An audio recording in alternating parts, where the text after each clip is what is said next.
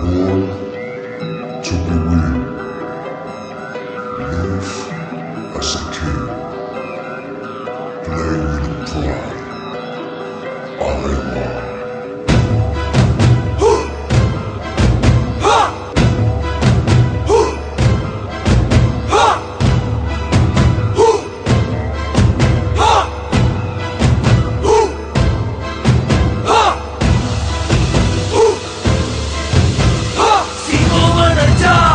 Menghajar lawan, serang, serang, serang. Aremania maju menantang, perang, perang, perang. Singo Edan, ha! Singo Edan, ha! Born to be win. Live as a king. Play with pride. Arema.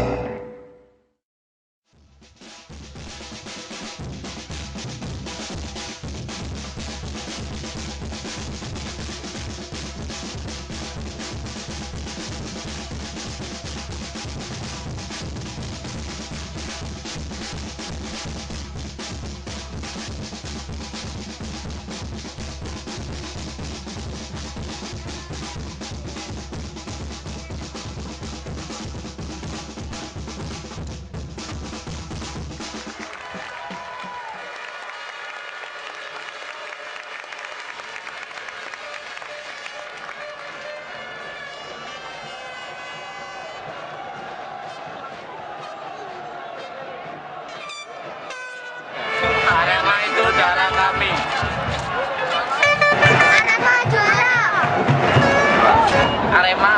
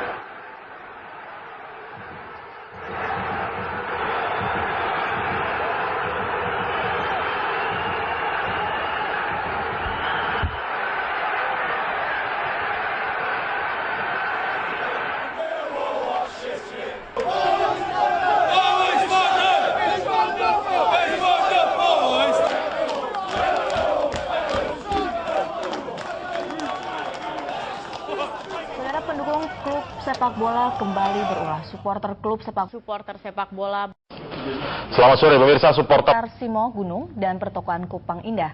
Akibatnya kaca depan sebuah depo air minum isi ulang pecah berantakan setelah menjadi sasaran lemparan.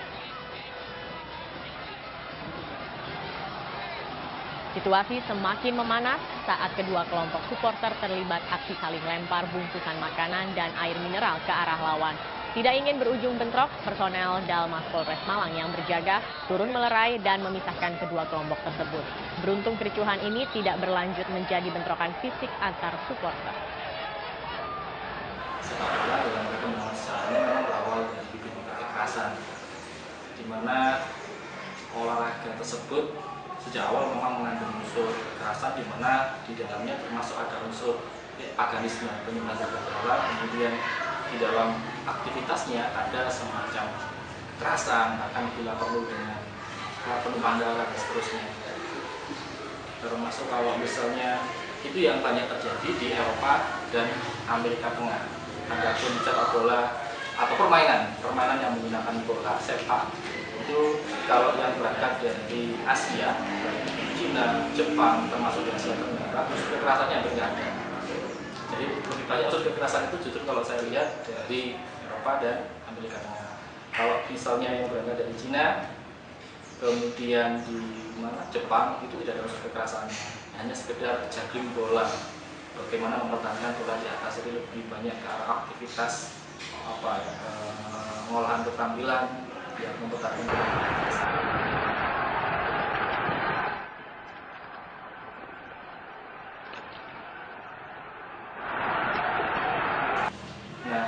kekerasan. Misalnya yang nampak di Eropa pada abad ke-13 sempat ada pertikaian antara Inggris dengan Scotland, di mana dalam salah satu pertempuran ada seorang panglima Scotland yang kalah dan akhirnya kepalanya meninggal dan dijadikan media sebagai dalam permainan bola. Jadi pengganti bolanya adalah kepala tersebut. Tapi permainan bola modern saat ini lebih banyak dipengaruhi oleh Inggris dan Italia. Italia calcio di situ memang sudah ada aturan yang memperbolehkan kekerasan tapi dalam batas-batas tertentu. Ada aturannya, sehingga dari situ mulai muncul sepak bola modern. Tetapi yang paling banyak dianut sebagai asal mula sepak bola mungkin lebih banyak ke Inggrisnya. Di Inggris akhirnya melihat bahwa ternyata sepak bola ini patut untuk dimanfaatkan untuk mengendalikan agresi manusia, di mana ketika masa revolusi industri kemudian di situ ada banyak orang-orang yang boleh dibilang termarginalkan, dan mereka akhirnya daripada menyalurkan agresivitasnya ke kerusuhan misalnya, maka dialihkan ke permainan sepak bola. Itu yang bisa saya lihat. Jadi memang sejak awal olahraga sepak bola penuh dengan kekerasan.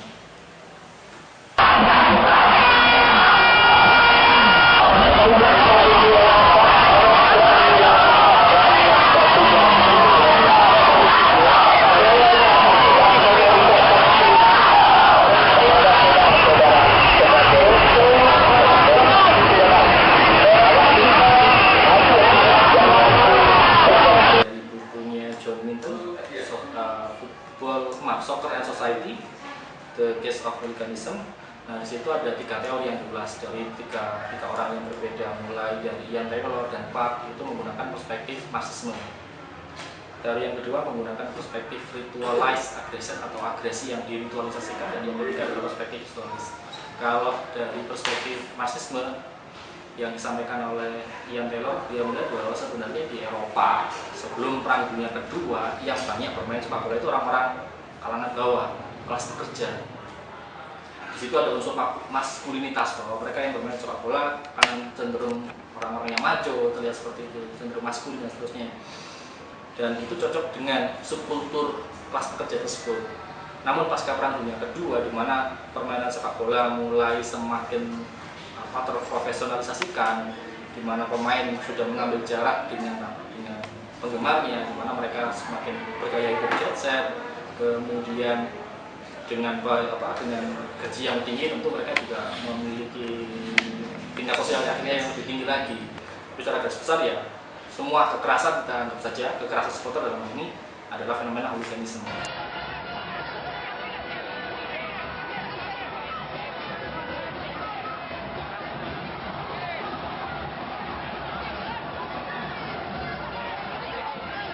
Kemudian kalau dilihat dalam perspektif ritualized aggression atau agresi yang diritualisasikan, atau ada juga istilah yang disebut dengan agro, itu melihat bahwa kekerasan dalam supporter bola itu hanya sekedar ritual sebenarnya. Ada kekerasan, tapi kekerasan itu memiliki aturan yang tidak tertulis, semacam hewan-hewan tertentu yang terkadang berkelahi. Perkelahiannya itu hanya sekedar simbolisasi dari kekerasan. Misalnya hewan tertentu, misalnya ketika hendak kawin, kemudian mereka bertarung, misalnya rusa jantan memainkan tanduknya dengan rusa jantan yang lain untuk memperebutkan betinanya. Termasuk misalnya dalam contoh dalam hewan di teori ritualized aggression ini, misalnya hewan-hewan tertentu, misal kucing, dia itu semakin bangga, terutama kucing cowok ya, dia bangga kalau misalnya mau memasuki daerah kekuasaan lawan. Karena kalau dia berada di daerahnya, dia akan mengencingi daerah-daerah kekuasaannya. Kucing tertentu, dia tahu ini bukan daerah kekuasaan saya, dia akan bangga ketika masuk daerah kekuasaan lawan. Hal yang sama juga berlaku dalam sport sepak bola. Pertempurannya itu, kalau ada perkelahian antar pendukung bola, biasanya di dalamnya ada unsur-unsur ritual.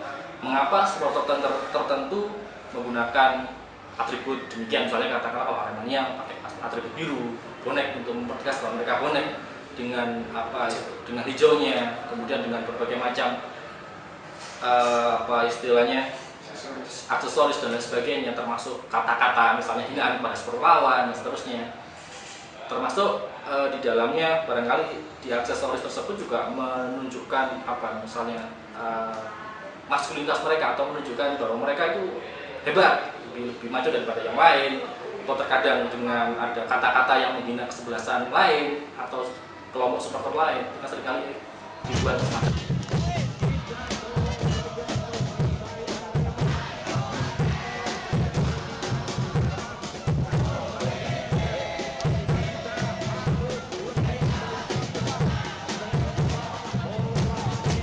Kita juga bisa melihat bahwa ada kebanggaan tertentu kayak tadi kucing tadi yang kalau masuk ke daerah kekuatan lawan mereka bangga, kayak misalnya komunitas yang kemarin sempat saya sampaikan, komunitas bonek Malang Raya, mereka bangga banget ketika mencoba menunjukkan eksistensi mereka bahwa meskipun saya bonek tapi berada di wilayah kandang singa misalnya, mereka berada di wilayah kandang singa sehingga menunjukkan bahwa kami ini lebih hebat daripada bonek yang ada di Surabaya. Karena bonek yang ada di Surabaya ya mesti air, karena di sana adalah kandangnya, kandang buaya lah katakanlah. Sementara kami yang ada di sini, buaya yang berani tinggal di kandang singa. Termasuk terkadang mereka memasang spanduk-spanduk tertentu di jalan-jalan di area Malang untuk menunjukkan eksistensi mereka. Nah, itu adalah bagian dari agresi yang diritualisasikan tadi sebenarnya.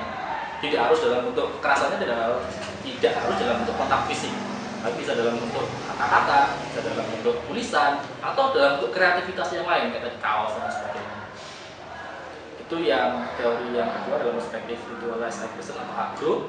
Kemudian yang ketiga, karena saya orang sejarah, saya lebih condong menggunakan perspektif ini ya dengan menggunakan perspektif historis, bahwa semua kekerasan yang melibatkan pendukung tim sepak bola itu biasanya ada akar sejarahnya. Tidak mungkin tiba-tiba langsung ada kerusuhan, tidak mungkin langsung ada perkelahian. Justru kalau seandainya mereka memiliki sejarah yang bersahabat sejak awal, barangkali tidak akan ada konflik di antara keduanya. Sehingga kita bisa melihat beberapa supporter tim tertentu membuat aliansi, misalnya bonek dengan siapa, sementara yang lain aliansi tersebut juga terkadang membuat musuh bersama, misalnya bonek biasanya yang di Gresik misalnya Viking misalnya, kemudian bermusuhan dengan Arema. Nah, misalnya kasus kerusuhan antara Aremania dengan bonek, saya yakin pasti tidak akan terjadi tanpa ada sejarah yang melatar belakanginya. Kalau dari kajian skripsi saudara Lukman Hakim, kita tahu bahwa sebenarnya yang melatar belakangi justru permusuhan warisan yang dibawa antara pendukung Persema dengan pendukung Persebaya. Karena kita tahu bahwa Arema sendiri tidak pernah bertanding dengan Persebaya sebelum ada Liga Indonesia, itu tahun 94. Sehingga Arema yang lahir tahun 87 tidak mungkin Aremanianya bertanding bertanding dengan Persebaya sebelum tahun 94. Tapi benih-benih permusuhan sudah dari tahun 92 ketika Februari tahun 1992 itu ketika Persebaya tanding di Gajayana, kemudian terjadi kerusuhan. Awalnya terjadi di mana di lapangan pertandingan, tapi kemudian meluas ke di luar lapangan pertandingan, melibatkan supporter, dan bahkan salah satu pemain Persebaya mengalami kecacatan mata. Dan di situ mulai ada unsur dendam. Tapi ketika 2 pekan berikutnya, ketika Arema Persema bertandang ke Gresik, yang terjadi adalah supporter Persebaya menghadang supporter Persema, yang di dalamnya sudah ada di dalam Persema itu ada Aremanya.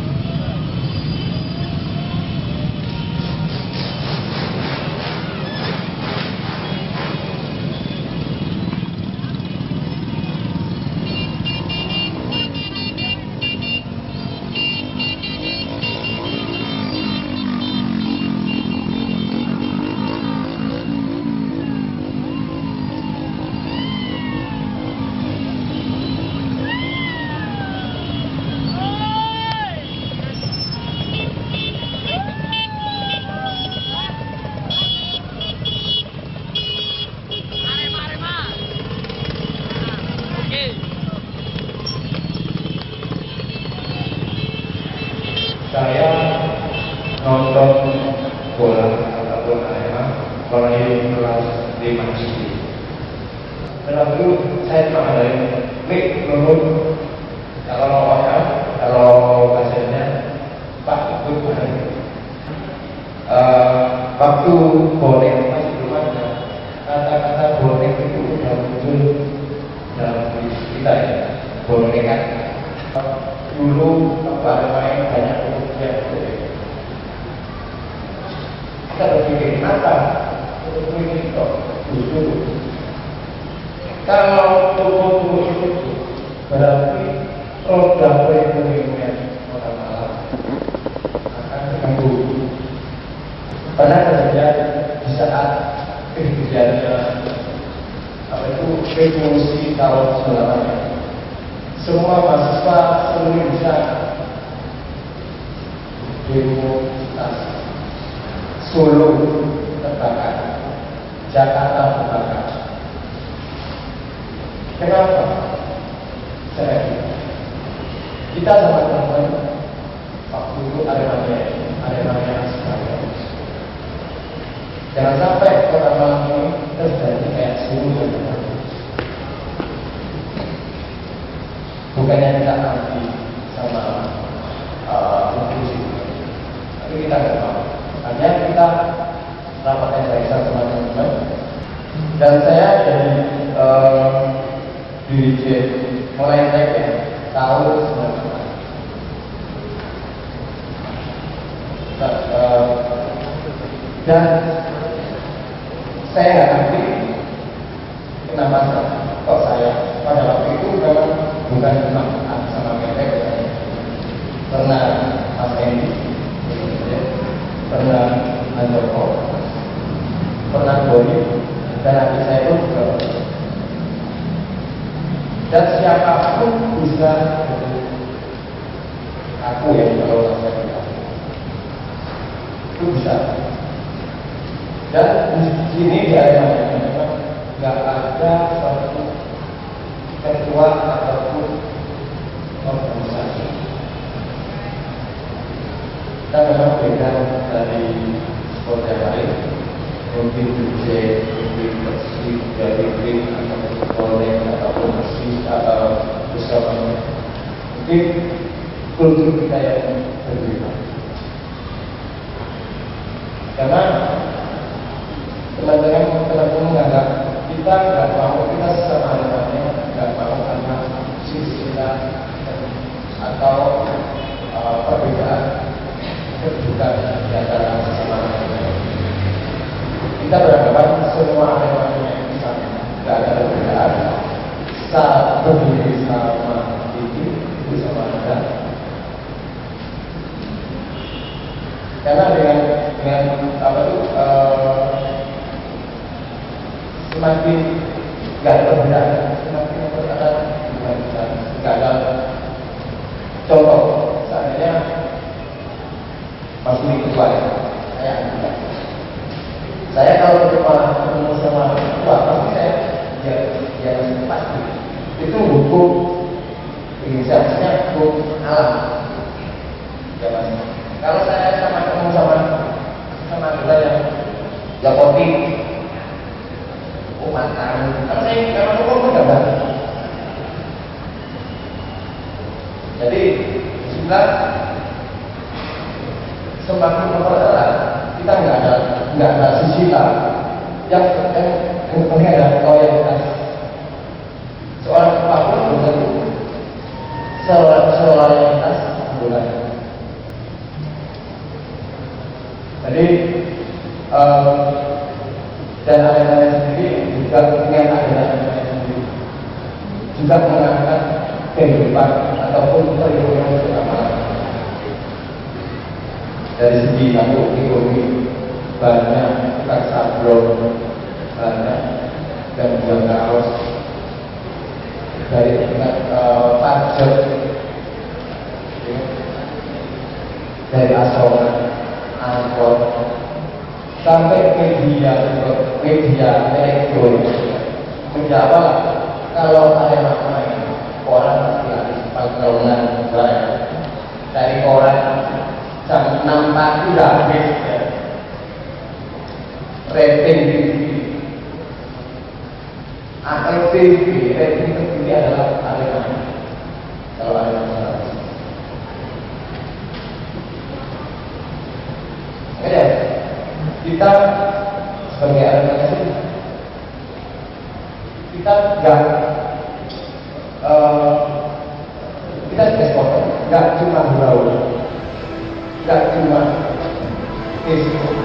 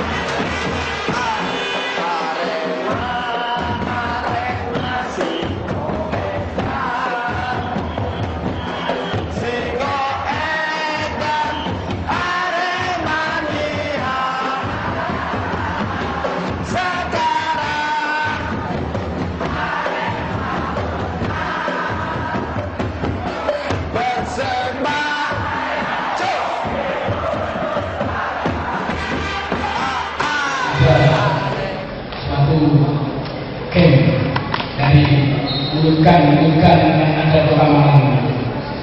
Ya, waktu itu yang masa lihat dan saya tahu itu yang Al-Sohor adalah Agung. Jadi semua itu terjadi karena karakter zaman. Jadi sekarang ada Aremania yang bisa mempersatukan dari ulukan itu karakter zaman. Jadi saya sangat berbangga sekali. Sudah tidak ada yang takut kalau kita main dari kampung ke kampung yang ini. Dulu setelah itu sudah tidak ada lagi dari yang namanya game yang sangat-sangat. Maka terlahirlah game, istilahnya game veteran lagi, yang notabene anak gedongan dengan anak kampung. Maka lahirlah suatu kesebelasan yang namanya Arema. Nah ini yang akan mendobrak seluruh geng-geng yang notabene dari mulutkan antara kaya dan miskin bisa bersatu menjadi satu tanpa ada batasan-batasan. Jadi Arema lahir 11 Agustus 87. Di situ dipegang sama Mas Luki. Terus Arema mulai merangkak menjadikan supporter yang dulu mulai merangkak demi menyatukan persatuan anak Malang. Dan waktu itu saya masih belum bogeran. Terus saya berpartisipasi mengumpulkan dana beli kendaraan dengan kulit pedus, Mas. Kulit pedus dan dana kasih ditabung jebol. Nah, maka itulah dengan perkembangan zaman kita akhirnya membeli head ini yang ukurannya inci. Kulit pedus agak pedus inci gitu, berlain. Itulah sejarah dari Medan Supporter yang saya alami, Mas.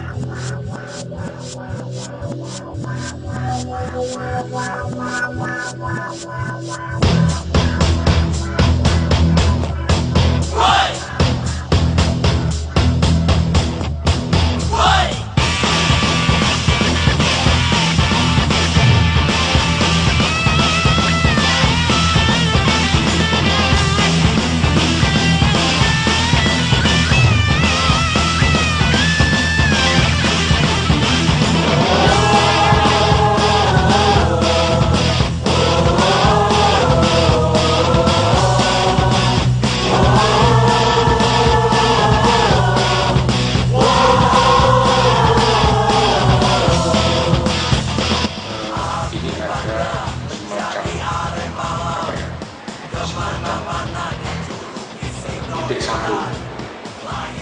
Jadi satu sisi suplai pemain kualitas yang cukup bagus, walaupun ini juga dibarengi dengan kemampuan ekonomi untuk bisa mendatangkan pemain-pemain yang bagus, terutama pemain asing. Itu satu. Tapi yang dua, unsur lokal itu juga sangat dominan, yang cukup bagus. Di antaranya didasari oleh sekolah-sekolah swasta tadi. Jadi kalau dalam pabrik itu kira suplai bahan dasarnya itu cukup bagus, sehingga kualitas produknya juga bagus. Nah, itu satu daya tarik bagi masyarakat Malang Raya untuk mensupport. Itu satu sisi. Sisi yang lain, masyarakat Malang itu secara kultur juga punya kekhasan. Dia Jawa, ya, tapi dia menjadi semacam subkultur tersendiri, bagi masyarakat Jawa pada umumnya. Sebetulnya di Malang sendiri juga banyak kelompok-kelompok kecil-kecil, kelompok-kelompok katakanlah geng-geng gitu ya, yang kemudian ketika dimunculkan Arema ini semacam tersalurkan di situ, mendukung gitu. Mereka kemudian menjadi terjalin antar geng-geng, tidak lagi saling bentrok, tidak clash gitu, antar geng di dalam wilayah Malang sendiri. Nah, itu terpecahkan. Jadi akhirnya semua itu akhirnya terakumulasi kepada mensupport Arema. Nah, kemudian dari situ geng-geng mungkin ada persoalan ekonomi juga gitu ya. Mereka seperti orang pada umumnya, masyarakat biasa ini juga saya kira perlu kehidupan, ada penghasilan. Nah, dengan kehadiran sesuatu yang beda dari klub sepak bola ini mampu dimaknai oleh masyarakat itu dengan makna-makna yang aktual sesuai dengan kebutuhan mereka, terutama untuk kehidupan sehari-hari. Mungkin mulai parkirnya dan mereka bisa mengatur sehingga tidak atau relatif kecil terjadi gesekan-gesekan persoalan parkiran misalnya gitu. Kemudian mereka juga kreatif membuat kaos-kaos gitu ya, bahkan kemudian dengan shell boneka singa itu kan juga menjadi catatan, kemudian diikuti oleh daerah-daerah lain. Nah, jadi ide itu berkembang terus daerah lain juga begitu, membuat boneka-boneka itu, dan itu menjadi semacam simbol, dan itu bisa dibuktikan bagaimana kebanggaan itu ketika supporter itu akan mendukung menuju stadion, dia juga membawa boneka. Dan hampir setiap kali pertandingan selalu ada boneka di kiri kanan lawan. Itu satu hal yang sangat menunjukkan antusiasmenya itu tinggi. Dan itu kemudian dilanjut dengan slogan yang dibuat, satu jiwa. Gitu. Jadi yang semula macam-macam geng itu berbeda, mereka satu sekarang. Ada figur yang mampu menarik dalam hal ini adalah klub sepak bola. Bahkan penonton itu sendiri dengan satu jiwanya itu bisa digerakkan untuk melakukan aktivitas di stadion, sehingga gerakan-gerakan itu lalu berirama. Seperti itu. Tariannya, dia menari gitu, bukan hanya bersuara, nyanyi, tari, nyanyi itu muncul di situ. Dan kuatnya lagi ada klub yang mendukung itu. Maksud saya klub di sini adalah kelompok band, kelompok musik. Itu ada musik. Apa namanya? The Cross. Nah, itu juga mendukung. Ya, itu. Saya kira semuanya merajut, dan The Cross pun masuk itu. Kalau dia misalnya memunculkan sebuah musik dan sebuah lagu khas buatan mereka, itu ada semacam jaminan pasar. Karena itu direkam lalu dikomersialkan. Nah, berarti dia bisa juga hidup dari situ. Nah, inilah rajutan-rajutan industri itu karena seperti itu. Jadi kalau saya ditanya tentang mengapa Aremania itu menjadi besar pada usia yang masih muda, jadi dalam waktu singkat meledak gitu ya, tiba-tiba supporternya itu luar biasa banyak, mendapat simpati yang tinggi, dan itu ada di mana-mana. Dia pakai slogan itu juga kan, tidak kemana-mana, tapi di mana-mana, gitu ya, tidak kemana-mana, tapi di mana-mana. Ya, tidak, itu sebuah pernyataan semacam ikatan, gitu ya, bagaimana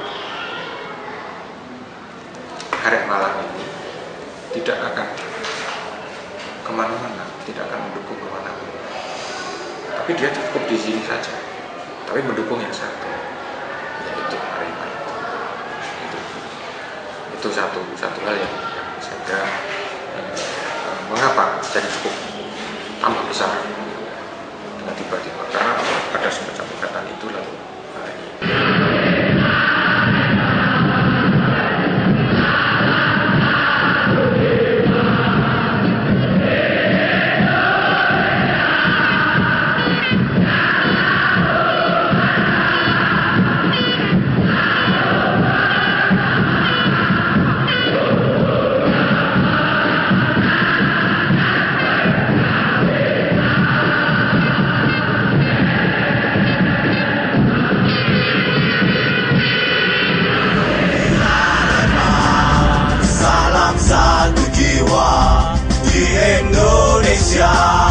kan selalu ada, selalu bersama untuk kemenangan kami Arema.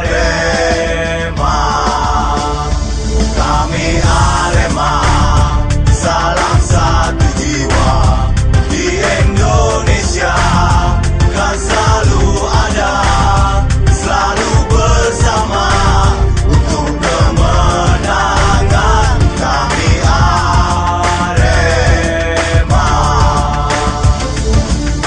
Bahu-membahu selalu bersatu padu dalam satu jiwa. Supporter sepak bola ada satu namanya Arema. Fanatik bukan sekedar fanatik, tapi berkode etik, hadir membela tim favorit biar bisa main cantik. Lapangan hijau selalu nyentrik, ada saja yang bisa disuguhkan, semuanya bisa kelihatan cantik. Dari 1987, almarhum Acuk Zainal mendirikan klub bola Arema. Mr. Ovan Tobing, Sami Cool, dirikan Aremania. Mereka dikenal, mereka diketahui, tak pernah takut, selalu membela di mana saja, selalu ada untuk Arema. Aremania, salam